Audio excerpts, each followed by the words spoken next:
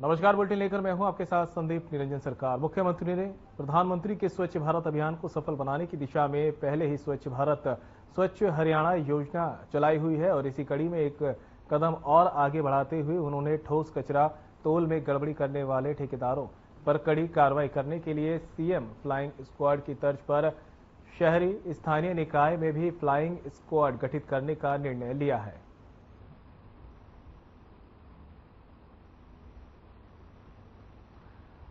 तो चंडीगढ़ से खबर आप तक पहुंचा रहे हैं, जहां पर नगर निगम, नगर परिषद और नगर पालिकाओं की बैठक हुई थी। सीएम मनोहर लाल ने अध्यक्षता की और ठोस कचरा प्रबंधन को लेकर समीक्षा यहां पर की गई है।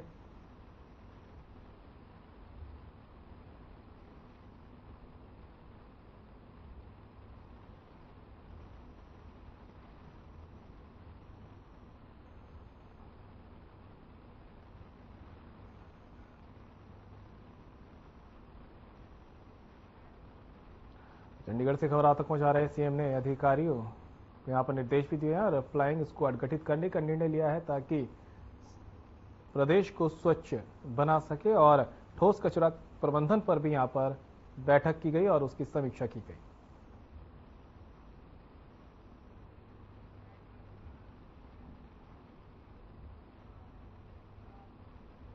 उप मुख्यमंत्री दुष्यंत चौटाला ने गतौली गांव में एक जनसभा को संबोधित करते हुए कहा कि किसान आंदोलन के दौरान एक भी किसान पर केस दर्ज नहीं हुआ, क्योंकि किसानों की सोच करने वाला आदमी ऊपर बैठा था। राज्य में हिस्सेदारी होने से किसानों को काफी फायदा हुआ। मैंने एक मुहिम शुरू की थी कि किसान की फसल का पैसा सीधा उनके खाते में जाए और हमने वो काम करके दिखाया है।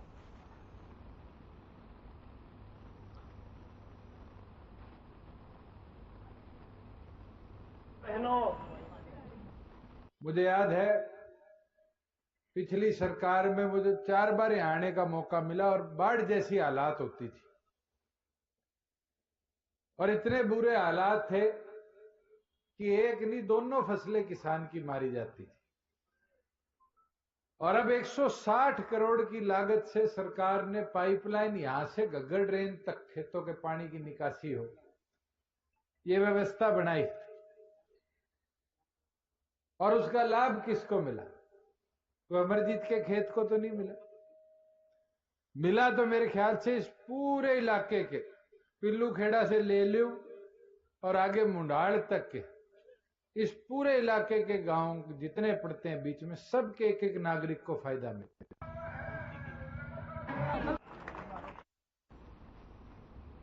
आईएनडीआईए गठबंधन की 6 दिसंबर की प्रस्तावित बैठक टल गई है। इस पर हरियाणा के गृह मंत्री अनिल विज ने तंज कसते हुए कहा कि ये जो आईएनडीआईए गठबंधन बना है, इसके आपस में बहुत ज्यादा मतभेद है और हर रोज इनके अलग अलग दलों के बयान आ रहे हैं। डीएमके के एक सांसद ने बीजेपी की जीत पर विवादित बयान देते हुए कहा है कि गौमूत्र राज्यों में बीजेपी जीती है, दक्षिण में इनको घुसने नहीं देंगे। इस पर विज ने आक्रामक होते हुए कहा कि कांग्रेस की सोची समझी नीति है। पहले भी इन्होंने 1947 में हिंदू मुस्लिम अविभाजन करवाया था, कत्लेआम करवाया, जिसमें लगभग 10 लाख लोग मारे गए थे। 1984 में भी इस तरह से हिंदू सिख दंगा करवाया। वहीं करनी सेना के राष्ट्रीय अध्यक्ष सुखदेव सिंह की गोली मारकर हुई हत्या पर भी विज ने कहा कि बहुत गंभीर मामला है। अब सरकार बन रही है और सरकार ने स्पष्ट कर दिया कि किसी प्रकार की गुंडागर्दी नहीं होने देंगे और उन पर कार्रवाई होगी। देखिए, ये जो इंडी बनी है, ये आपस में इनके बहुत ज्यादा मतभेद हैं और रोज अलग अलग दलों का अलग अलग नाराजगी भरे बयान आ रहे हैं। तो हम इसको नहीं समझते कि ये चल सकती है। ये तो आज भी गई, कल भी गई। देखिए, ये कांग्रेस की सोची समझी नीति है। कांग्रेस विभाजन की नीति करती है। पहले इन्होंने 1947 में हिंदू और मुसलमानों में विभाजन करवाया, कत्लेआम करवाया, 10 लाख लोग मरे और अनेकों अपने घरों को छोड़कर उनको दूसरी जगह जाना। वहीं चंडीगढ़ में कांग्रेस विधायक दल की बैठक हुई है, जिसके बाद नेता प्रतिपक्ष भूपेंद्र सिंह हुड्डा से खास बातचीत की हमारे सहयोगी ओपी शर्मा ने। हुड्डा ने बैठक में हुए मंथन पर जानकारी साझा की है। हुड्डा ने और क्या कुछ कहा, आपको सुनाते हैं। 15 दिसंबर से हरियाणा विधानसभा का शीतकालीन सत्र शुरू हो रहा है। इसको लेकर आज हरियाणा कांग्रेस विधायक दल की एक बैठक हुई। बैठक में किन किन मुद्दों पर चर्चा हुई, इस पर बातचीत करने के लिए नेता विपक्ष और पूर्व मुख्यमंत्री भूपेंद्र सिंह हुड्डा हैं। सर, जो शीतकालीन सत्र शुरू हो रहा है उसको लेकर किस तरह की रणनीति आज जो है कांग्रेस की तरफ से बनाई गई है? कई एक तो एडजर्नमेंट मोशन दिया है, कॉलिंग अटेंशन दिए हैं, शॉर्ट ड्यूरेशन दिए हैं, अलग अलग मुद्दे हैं, ज्वलंत मुद्दे हैं तो हरियाणा में हैं। जैसे शराब, जहरीली शराब से काफी लोग मारे गए, उस पर एडजर्नमेंट मोशन दिया हमने कि हमारी मांग पहले दिन ये थी कि हाई कोर्ट की जज सुपरविजन में सीबीआई की इंक्वायरी की जाए ताकि तह तक के पहुंचा जाए। कभी शराब घोटाला हो जाता है, कभी जहरीली शराब का हो जाता है, हर तह तक नहीं पहुंचा जाए। इसी प्रकार से कॉलिंग अटेंशन है, शॉर्ट ड्यूरेशन है, स्वास्थ्य का विभाग में, शिक्षा के विभाग में, कानून व्यवस्था है, ये सब। सर, टेंटेटिव जो 3 दिन का सत्र जो बताया जा रहा है, क्या आप इसको मानते हैं पूरी तरीके से कि इतने दिनों में जो है पूरे सभी विधायकों को अपना पक्ष रखने का मौका मिलेगा? नहीं, कम समय। तो फिर सर, जब बीएससी की बैठक होती है तो सरकार फिर जो टेंटेटिव एक वो बनाती है, उसी टेंटेटिव पे मोहर कैसे लग जाती है? सर, क्या विपक्ष की तरफ से मांग नहीं की जाती? अकेला हूँ, वो मेजोरिटी है। तो ये थे हमारे साथ हरियाणा के नेता विपक्ष भूपेंद्र सिंह हुड्डा, जिनका कहना था कि 15 दिसंबर से जो शीतकालीन सत्र शुरू होने वाला है उसको लेकर कांग्रेस पूरी तरीके से तैयार है। बहरहाल देखने वाली बात होगी कि विपक्ष की रणनीति का सरकार कैसे जवाब देगी। चंडीगढ़ से हर खबर के लिए ओपी शर्मा। तो वहीं कांग्रेस प्रदेश अध्यक्ष उदयभान से भी हमारे सहयोगी ओपी शर्मा ने खास बातचीत की है। उदयभान ने क्या कुछ कहा है वो भी आपको सुनाते हैं। 15 दिसंबर से हरियाणा विधानसभा का शीतकालीन सत्र शुरू हो रहा है। इसी पर बातचीत करने के लिए हमारे साथ हरियाणा कांग्रेस के प्रदेश अध्यक्ष उदयभान, उनसे बात करते हैं।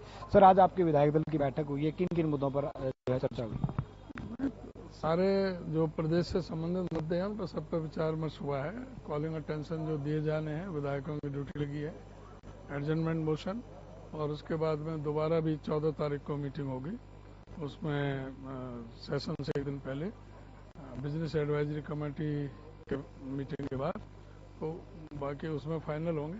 अब जो भी, चाहे वो शिक्षा से, स्वास्थ्य से, चाहे लॉ एंड ऑर्डर से जो संबंधित मुद्दे हैं, जिस तरह से स्वास्थ्य विभाग को पूरी तरह से 2 महीने से पैरालाइज कर रखा है, कोई सारा उनकी स्वास्थ्य विभाग की कार्य प्रणाली पर विपरीत असर पड़ रहा है। मुख्यमंत्री में और स्वास्थ्य मंत्री में कोई संवाद नहीं है।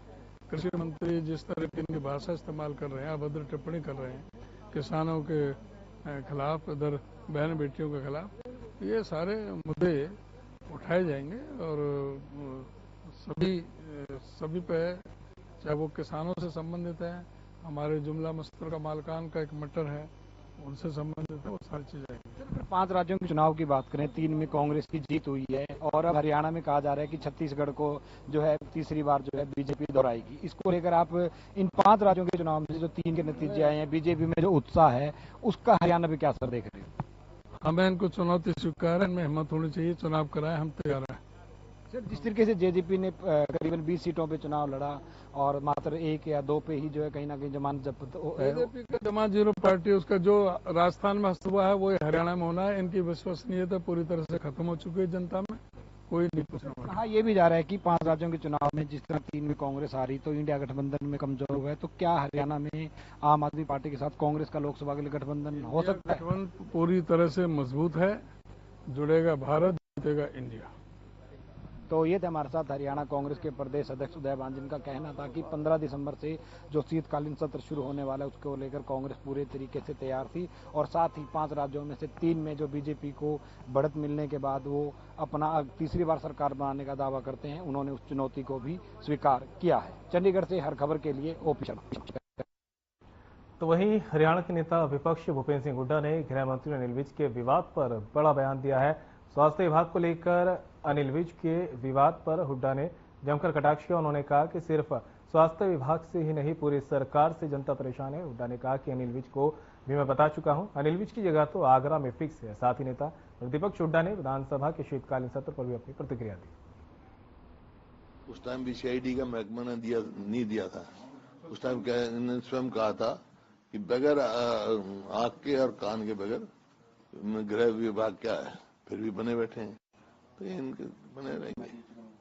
लेकिन इससे आम जनता तो परेशान है क्योंकि फाइलें रुकी पड़ी हैं, काम नहीं हो रहे। परेशान तो पूरी सरकार से है। फाइल हुआ हो क्या रहा है हरियाणा में, कोई भी काम नहीं हो रहा, पूरी सरकार से परेशान।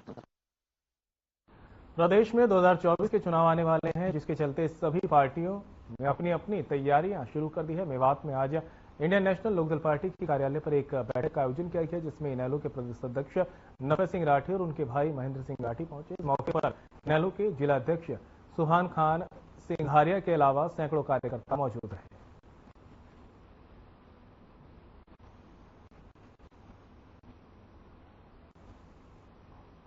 इंडिया गठबंधन का जो खाका तैयार हुआ था वो पिछले साल फतेहाबाद की रैली थी 25 सितंबर को। उसमें कई वरिष्ठ नेता देश के आए थे, श्री नीतीश कुमार जी भी आए थे और वो शरद पवार जी भी आए थे। उसमें बहुत नेता लोग आए थे और उसमें ये तय हो गया था कि पूरे देश के सभी पार्टियों को एकजुट होना पड़ेगा और उसकी शुरुआत फतेहाबाद से नीतीश कुमार जी ने कर दी।